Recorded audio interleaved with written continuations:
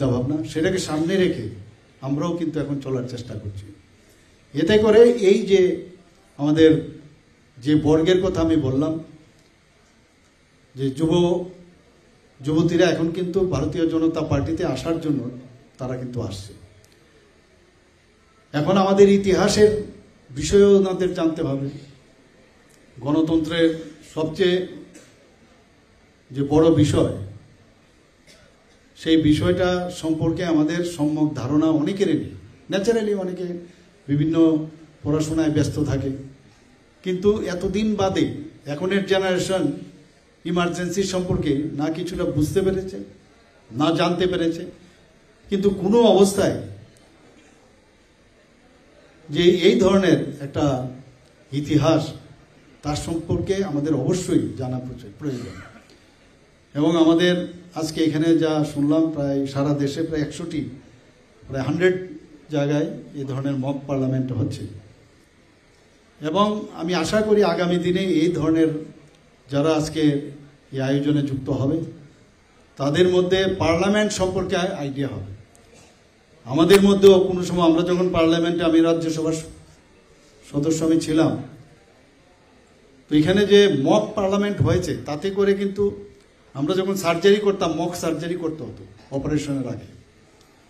তো mock parliament অর্থ কি? যখন এখান থেকে আমরা এই সম্বন্ধে আমরা ট্রেনিং নেব, একটা আইডিয়া হবে, তাহলে যখন পার্লামেন্টে, যেটা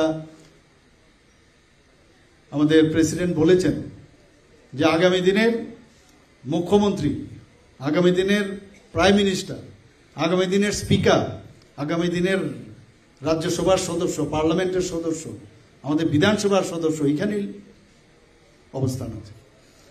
কাজেই এখানে যেভাবে সুসজ্জিতভাবে এত সুন্দর একটা মক পার্লামেন্ট, এখানে সংসদীয় রাজনীতির যেভাবে হয়ে থাকে, এখানে যেভাবে রাখা হয়েছে, কিছুটা আইডিয়া কিন্তু হবে। এবং এটা কিন্তু একটা বেস, আমি মনে করি।